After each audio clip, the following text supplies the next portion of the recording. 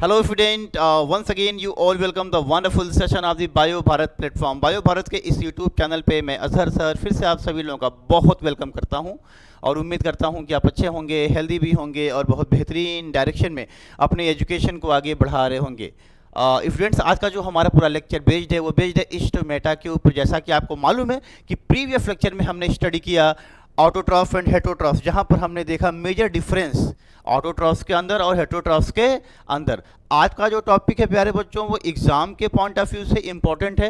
अक्सर board exam में ये क्वेश्चन शॉर्ट क्वेश्चन में आ जाता है कि draw the structure of stomata and write its function, ऐसे करके ये आ जाता है। तो भैया हमें किसी भी टॉपिक को छोटा बड़ा नहीं समझना है, पूरे बायोलॉजी के कॉन्सेप्ट के मीन्स हर एक टॉपिक को ध्यान से समझना है प्यारे बच्चों। अगर में ऐसा करते हैं तब जाके आपका एकेडमिक में बहुत अच्छा स्कोर होगा बेटा। तो किसी भी टॉपिक को ना आसान समझना ना कठिन समझना है, ठीक है। एकदम एक सिंगल मतलब एक जैसा एफर्ट सभी टॉपिक के ऊपर हो और ध्यान से हर एक टॉपिक पढ़ने की ज़रूरत है। तो आइए बिना टाइम को गवाए लेक्चर को स्टार्ट करते। इस्टोमेटा लेक्चर स्टार्ट होने से पहले अगेन कहूँगा प्यारे बच्चों कि जब भी लेक्चर स्टार्ट हो आपके हाथ में नोट कॉपी और पेन का होना ज़रूरी है, ठीक। तो सबसे पहले तो हम ये जान लेते हैं प्यारे बच्चों कि इस्टोमेटा होता क्या है। इस्टोमेटा होता क्या है, सबसे पहले इसको डेफिनेशन लिख देते हैं, ठीक है। क्या लिख देते हैं इसकी डेफिनेशन बेटा कि इस्टोमेटा क्या है। Stomata is a tiny pore. क्या होते हैं बेटा, stomata is a tiny pores. ये टाइनी पोर्स होते हैं, कहाँ पर प्रेजेंट होते हैं, present on surface of on the surface of leaf। Stomata tiny pore होते हैं बेटा, एकदम क्लियर हुआ। स्टोमेटा क्या होते हैं, स्टोमेटा इज ए टाइनी पोर और प्रेजेंट कहाँ पर होते हैं, लीफ की सरफेस पर, लीफ की सरफेस पे। अब आपके दिमाग में क्वेश्चन आएगा सर लीफ का सरफेस क्या है।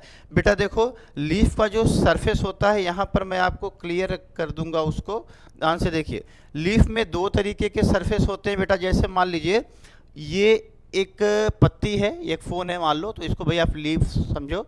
तो ये जो ऊपर वाला पार्ट होता है लीफ का उसे अपर इपीडर्मिस कहते हैं और नीचे वाले पार्ट को क्या कहते हैं, लोअर इपीडर्मिस कहते हैं। समझ में आ रहा है। और स्टोमेटा दोनों पे होते हैं, अपर इपीडर्मिस पर भी स्टोमेटा होता है और लोअर इपीडर्मिस पर भी क्या होता है, स्टोमेटा होता है प्यारे बच्चों, ठीक। तो मैं अगर मैं बोलूं कि ये जो ऊपर वाला पार्ट है बेटा, यहाँ पर देखिए ये ऊपर वाला जो पार्ट है, ठीक है, इसको आप क्या बोलोगे, अपर इपीडर्मिस। क्या बोलोगे बेटा, अपर इपीडर्मिस है, ठीक। तो इसके नीचे भी एक स्ट्रक्चर होगा, जो नीचे जो लीफ का नीचे वाला हिस्सा होगा उसे आप क्या बोलोगे, लोअर इपीडर्मिस। क्या कहोगे आप, लोअर इपीडर्मिस कहोगे। तो ये तो समझ में आ गया सर कि लीफ में दो सरफेस होते हैं। लीफ में कितने सरफेस होते हैं, दो सरफेस होते हैं बच्चा, एक अपर इपीडर्मिस ऊपर वाला हिस्सा और नीचे वाला हिस्सा लोअर इपीडर्मिस, ठीक है। बेटा इस लीफ के सरफेस पे आपने यही लिखा है कि स्टोमेटा ये tiny pores present on the surface of leaf. तो देखो ये जो है टाइनी पोर्स है बेटा, ये आपको दिखाई दे रहे हैं, व्हाइट कलर से मैं इसको कर रहा हूं, ये है tiny pores. This is the tiny pores, this is the tiny pores. ये छोटे छोटे क्या है बच्चा, ये छोटे छोटे हैं टाइनी पोर्स, देख रहे हैं, ये छोटे छोटे हैं बच्चा क्या, टाइनी पोर्स, ठीक। तो प्यारे बच्चों कह सकता हूं कि यहाँ से आ जाइए, थोड़ा सा कलर चेंज करते हैं बेटा। ये देखिए ये है क्या, टाइनी पोर। क्या है बच्चा ये, this is the tiny pores. और इसी टाइनी पोर्स को बेटा हम क्या कहते हैं, स्टोमेटा कहते हैं। क्या कहते हैं, इसी टाइनी पोर्स को क्या कहते हैं, स्टोमेटा कहते हैं। अभी इसका स्ट्रक्चर हम माइक्रोस्कोपिक स्टडी करेंगे इसकी प्यारे बच्चों, लेकिन पहले आप समझो कि लीफ के सरफेस पे जो टाइनी पोर्स होते हैं, इसी टाइनी पोर्स को हम स्टोमेटा कहते हैं। अच्छा, अब थोड़ा सा स्टोमेटा का फंक्शन देख लेते हैं बेटा। कि एक्चुअल में स्टोमेटा का फंक्शन क्या होता है। ठीक है, तो एक हेडिंग यहाँ पर पड़ जाएगी आपकी प्यारे बच्चों, क्या, फंक्शन। तो स्टोमेटा का फंक्शन थोड़ा सा ध्यान से आप देखेंगे कि स्टोमेटा का फंक्शन क्या होता है। तो बेटा फंक्शन नोट करेंगे आप मेरे साथ साथ। पहला फंक्शन इसका होगा बेटा कि स्टोमेटा क्या करेगा भाई, स्टोमेटा क्या करेगा, स्टोमेटा हेल्प इन, कहाँ पर हेल्प करते हैं बेटा, हेल्प इन ट्रांसपिरेशन। कहाँ पर हेल्प करते हैं, ट्रांसपिरेशन। स्टोमेटा कहाँ पर हेल्प करते हैं बेटा, ट्रांसपिरेशन में हेल्प करते हैं। तो आपके दिमाग में डेफिनेटली एक सवाल भी उठ रहा होगा यहाँ पर कि सर ट्रांसपिरेशन क्या होता है, सर ट्रांसपिरेशन क्या होता है। तो ट्रांसपिरेशन क्या होता है यहीं पर समझा दे रहा हूँ बेटा। ठीक है, ट्रांसपिरेशन मीन्स, यहीं पर लिख दे रहा हूँ, नोट कर लीजिएगा। Transpiration, transpiration means, transpiration means loss of water, loss of water, ठीक है, through stomata, loss of water through stomata during the time of, during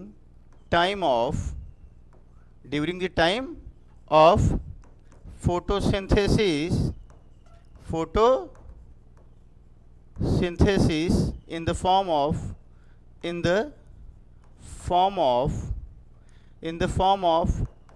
water, in the form of water vapor, in the form of water vapor।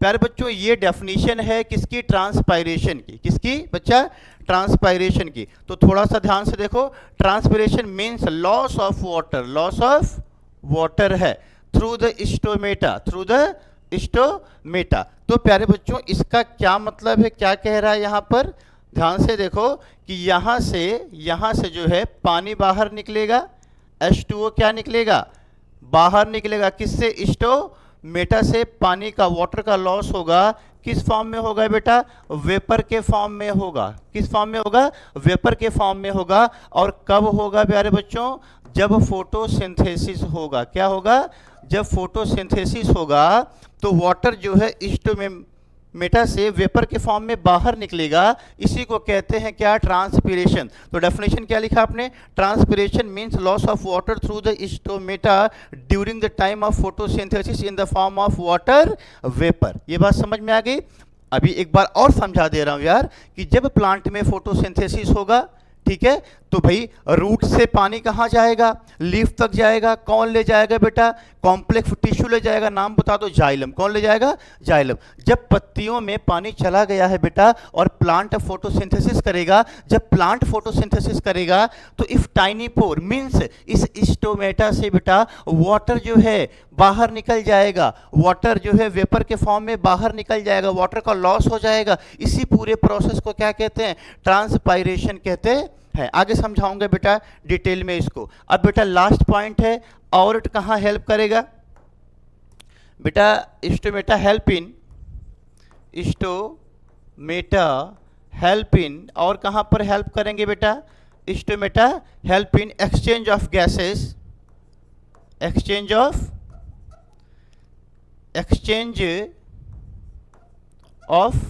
Gases. Stomata कहाँ पर help करेंगे, exchange of gases during, कहाँ कहाँ पर बेटा, during photosynthesis, during photosynthesis and respiration,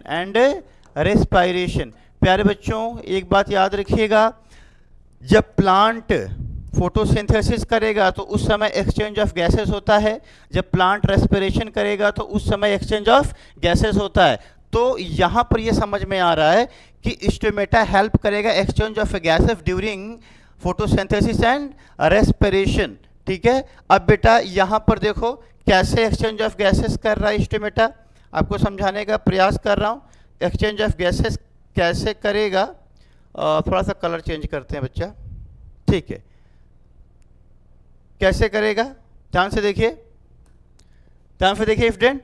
यहां से बेटा एटमॉस्फेयर में ऑक्सीजन है, एटमॉस्फेयर में कार्बन डाइऑक्साइड है, एटमॉस्फेयर में क्या है, कार्बन डाइऑक्साइड है। इस कार्बन डाइऑक्साइड को प्लांट क्या कर लेगा, इनटेक कर लेगा, ले लेगा। किसके लिए लेगा, फॉर द फोटोसिंथेसिस। और बेटा जब फोटोसिंथेसिस होगी तो प्लांट से रिलीज क्या होता है, ऑक्सीजन। तो एक गैस क्या हो रही है, अंदर इंटर कर रही है, एक गैस क्या हो रहा है बेटा, बाहर रिमूव हो रही है। तो क्या इसको हम एक्सचेंज ऑफ गैसेस नहीं कहेंगे। During the time of the photosynthesis plant take carbon dioxide and release oxygen. समझ में आ रहा है। तो इस वजह से कहते हैं कि स्टोमेटा क्या करते हैं बेटा, ये जो टाइनी पोर्स आपको दिख रहे हैं यही क्या है, स्टोमेटा है। ये क्या कर रहे हैं, during the time of photosynthesis CO2 को ले रहे हैं, और जब फोटोसिंथेसिस हो जा रहे हैं बेटा तो O2 को क्या कर रहे हैं, रिलीज कर रहे हैं। तो इस वजह से यहाँ लिखा हूँ कि stomata help in the exchange of gases during photosynthesis and respiration. आपके दिमाग में आ रहा होगा सर कौन सी गैसेज होंगी बेटा, तो ब्रैकेट में लिख लीजिएगा, ये कार्बन डाइऑक्साइड एंड ऑक्सीजन का क्या करती है, एक्सचेंज करती है। कार्बन डाइऑक्साइड और ऑक्सीजन का क्या करती है बेटा, एक्सचेंज करती है। क्या इतनी बात समझ में आई बच्चा, एक एक बात समझा दूंगा यार, बस थोड़ा सा फोकस करके सुनने की जरूरत है बच्चा। स्क्रीनशॉट लीजिए इसका, डन बच्चा। अब थोड़ा सा अगले टॉपिक की तरफ मूव करते हैं बेटा, जहां पर हम देखते हैं कि opening and closing of stomata. तो टॉपिक क्या है बेटा यहाँ का, दो टॉपिक पे स्टडी करेंगे बेटा, दो टॉपिक के ऊपर स्टडी करेंगे। एक है ओपनिंग, ठीक है, एंड क्लोजिंग ऑफ स्टोमेटा। तो सबसे पहले हम बात करेंगे ओपन स्टोमेटा के ऊपर। किसके ऊपर बेटा, ओपन स्टोमेटा के ऊपर, ठीक है। अगर मैं बेटा स्टोमेटा कैसा है, ओपन है, यहां पर देख रहे हो एक स्ट्रक्चर में, जब बेटा बात सुनो यहां पर फोकस करके आप ध्यान से देखो। आपने अभी पढ़ा था सर ये लीफ है, लीफ की जो सरफेस होती है, लीफ की सरफेस पे होते हैं स्टोमेटा। क्या होते हैं, स्टोमेटा। तो प्यारे बच्चों जब स्टोमेटा को हम ऑब्जर्व करेंगे कहाँ पर, माइक्रोस्कोप में। कहाँ पर, माइक्रोस्कोप में। जब इसकी हमने माइक्रोस्कोपिक स्टडी की, कैसी की प्यारे बच्चों, इसकी जब हमने माइक्रोस्कोप में देखा इसको, ठीक है, माइक्रोस्कोप में हमने देखा इसको, तो हमें कुछ ऐसा स्ट्रक्चर दिखा, किसका बेटा, स्टोमेटा का। ये टाइनी पोर को हमने जब माइक्रोस्कोप में देखा तो हमें ऐसा स्ट्रक्चर दिखा कंपाउंड माइक्रोस्कोप के अंदर। तो एक स्ट्रक्चर ओपन है, यहां पर देखो एक स्ट्रक्चर थोड़ा सा, ये वाला पार्ट अगर मैं आप देख पा रहे हो तो ये वाला हिस्सा देखिए खुला हुआ है, ओपन है। कैसा है, ओपन है। तो ये ओपन स्टोमेटा है, और ये हिस्सा देखिए यहाँ पर पूरा ऐसे क्लोज है बेटा, ये क्लोज स्टोमेटा। तो एक स्टोमेटा के अंदर ये वाली कंडीशन कब आती होगी, जब वो ओपन रहता हो, और ये वाली कंडीशन कब आती होगी, जब वो क्लोज हो जाता हो, ठीक है। तो प्यारे बच्चों एक बात समझा दूं, जैसे देखो ये स्टोमेटा है, क्या है, जब इस स्टोमेटा के अंदर वाटर फिल होगा, वाटर भरेगा, तो ये इस तरीके से ओपन हो जाएगा। क्या हो जाएगा, ओपन हो जाएगा। लेकिन जब इसी स्टोमेटा से पानी बाहर निकल जाएगा तो ये पहले ऐसे ओपन है, जब पानी इससे बाहर निकल जाएगा तो ये ऐसे श्रिंक हो जाएगा, सिकुड़ जाएगा। समझ में आ रहा है। अब बेटा एक बात सुनो, ओपन स्टोमेटा में क्या होता है बेटा, है ना, व्हेन द स्टोमेटा ओपन, ठीक है, when stomata in open condition, अगर मैं प्यारे बच्चों स्टोमेटा ओपन कंडीशन में है, मीन्स ओपन, तो ओपन कंडीशन एक्सो ऑस्मोसिस, क्या लिखोगे, एक्सो ऑस्मोसिस टेक्स प्लेस, एक्सो ऑस्मोसिस टेक्स प्लेस। बेटा अगर में स्टोमेटा ओपन है तो इसका मतलब है कि कौन सी प्रोसेस चल रही है, कौन सी प्रोसेस चल रही है, एक्सो ऑस्मोसिस चल रही है। कौन सी बेटा, एक्सो ऑस्मोसिस का, एक्सो का मतलब, सॉरी यहां पर उल्टा हो गया बेटा, थोड़ा सा सही कर लीजिए। अगर में स्टोमेटा ओपन है तो प्रोसेस कौन सी होगी, एंडो ऑस्मोसिस। क्या होगी बच्चा, एंडोस्मोसिस। क्या होगा, एंडो ऑस्मोसिस का मतलब क्या है बेटा, एंडो का मतलब अंदर, ऑस्मोसिस का मतलब क्या है बेटा, जब किसी भी सब्सटेंस का मूवमेंट हायर कंसंट्रेशन से लोअर कंसंट्रेशन की तरफ होता है with the help of semi permeable membrane. अरे यार सिंपल सी बात है, यहां पर देखो मैं आपको समझा दूं यार, एकदम फोकस होके बस बेटा ध्यान से सुनो मेरी बात। बच्चा अगर मैं यहाँ से बोलूँ कि यहाँ पर पानी है, यहाँ पर वाटर है, क्या है, वाटर है, और ये पानी जो है कहाँ जा रहा है, कहाँ जा रहा है, स्टोमेटा के अंदर इसकी एंट्री हो रही है। आप बताओ अगर मैं इस पानी की एंट्री स्टोमेटा के अंदर हो रही है तो भाई स्टोमेटा अब क्या होगा, क्या होगा, स्वैल होगा, फूलेगा ऐसे, अब फूलेगा तो वैसे खुल जाएगा। तब इस कंडीशन को क्या बोलेंगे, ओपन कंडीशन, क्या बोलेंगे, ओपन स्टोमेटा। तो जब पानी की एंट्री स्टोमेटा के अंदर हो, उसकी सेल ओपन हो जाएंगी बेटा, वो प्रोसेस कौन सी होगी, एंडोऑस्मोसिस होगी। क्या होगी, एंडोऑस्मोसिस होगी। बात समझ में आ रहा है बेटा। एक कंडीशन क्या होती है बेटा, एक कंडीशन जो इसमें होती है वो होती है बच्चा क्या, क्लोज्ड स्टोमेटा। क्या, अगर में स्टोमेटा कैसा हो, क्लोज स्टोमेटा हो, तो इसमें कौन सी प्रोसेस चाहिए बेटा, ये सब सेम रहेगा बेटा। प्रोसेस क्या होगी बेटा वहां पर, एक्सोऑस्मोसिस। क्या होगी, एक्सोस्मोसिस, एक्सोस्मोसिस। क्या होगा बेटा, एक्सोऑस्मोसिस होगा। अब बेटा एक्सोऑस्मोसिस, एक्सो का मतलब बाहर होता है, तो बेटा अब क्या होगा, अगर में एक्सोऑस्मोसिस होगा तो स्टोमेटा जो है वो क्लोज हो जाएगा। इसका मतलब है, इसका मतलब है प्यारे बच्चों कि यहाँ से जो है देखो वाटर क्या होगा, H2O जब रिमूव हो जाएगा, F2O क्या होगा, रिमूव हो जाएगा। जब पानी स्टोमेटा से बाहर निकलेगा बेटा तो स्टोमेटा जो वैसे सिकुड़ जाएगा, श्रिंक हो जाएगा, तो उस कंडीशन को कहते हैं क्लोज्ड स्टोमेटा। अगर में स्टोमेटा श्रिंक हो गया तो प्रोसेस कौन सी है बेटा, एक्सोस्मोसिस। कौन सी है, एक्सोस्मोसिस है। क्या ये बात समझ में आ रही है, क्या ये बात समझ में आ रही है बेटा कि स्टोमेटा के अंदर दो कंडीशन होगी, एक क्लोज्ड कंडीशन होगी, एक ओपन कंडीशन होगी बच्चा। क्लोज्ड कंडीशन, ओपन कंडीशन में क्या होगा, स्टोमेटा के अंदर पानी भर जाएगा। सिंपल सी बात है यार कि इसको मैं एक प्लांट में कन्वर्ट कर देता हूँ। मान लेते हो कि ये एक प्लांट है बेटा, यहाँ पर वाटर है, यहाँ पर क्या है, वाटर है। इस वाटर, यहाँ से वाटर, रूट से वाटर होते हुए कहाँ जाएगा, कहाँ जाएगा, लीफ में जाएगा। H2O कहाँ चला गया, लीफ में चला गया, तो बेटा लीफ में से कहाँ जाएगा, स्टोमेटा के अंदर जाएगा। अगर में ऐसा होता है, अगर मैं पानी रूट से होते हुए स्टोमेटा में गया तो अब वो क्या होगा, फूलेगा, स्वैल होगा, तो वो कैसा हो जाएगा, ओपन हो जाएगा। उसको क्या कहोगे आप, एंडोऑस्मोसिस कह दोगे। लेकिन जब यहाँ से पानी क्या होगा, जब यहाँ से पानी, जब यहाँ से वाटर क्या हो जाएगा, रिमूव हो जाएगा बेटा, तो ये श्रिंक हो जाएगा, सिकुड़ जाएगा। उसको आप क्या कहोगे, क्लोज स्टोमेटा कहोगे। और प्रोसेस कौन सी होगी बेटा, एक्सोस्मोसिस होगी। चलिए ये बात समझ में आ गई होगी आपको, आई होप सो। अब बेटा यहाँ पर कुछ बातें आपको फिर से ध्यान देनी है, फिर से ध्यान देनी है। स्टोमेटा का जो बाहरी, सबसे जो बाहरी हिस्सा होता है बेटा, उसको एपिडर्मल सेल बोलते हैं। क्या बोलते हैं, एपिडर्मल सेल बोलते हैं, ठीक है। और बेटा ये जो दोनों स्ट्रक्चर आप देख पा रहे हो, ये वाला, इसको गार्ड सेल कहते हैं। क्या कहते हैं बेटा, इसको कहते हैं गार्ड सेल। क्या बोलते हैं, गार्ड सेल, ठीक है।